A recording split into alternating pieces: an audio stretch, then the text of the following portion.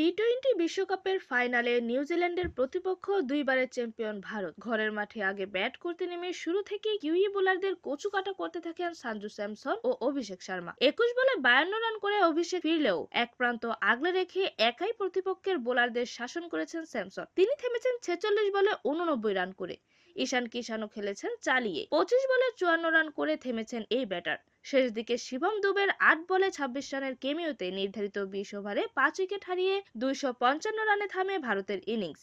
এর আগে 2021 সালে অস্ট্রেলিয়ার কাছে স্বপ্নভঙ্গ হয়েছিল নিউজিল্যান্ডের। 5 বছর পর দ্বিতীয়বারের মতো টি-টোয়েন্টি বিশ্বকাপ জেতার হাতছানি কিউইদের সামনে। তবে তাদের জিততে হলে করতে হবে নতুন ইতিহাস। পরবর্তী খেলার আপডেট জানতে অবশ্যই চ্যানেলটি সাবস্ক্রাইব করে রাখুন। ধন্যবাদ। প্লেবাজ নিউজ।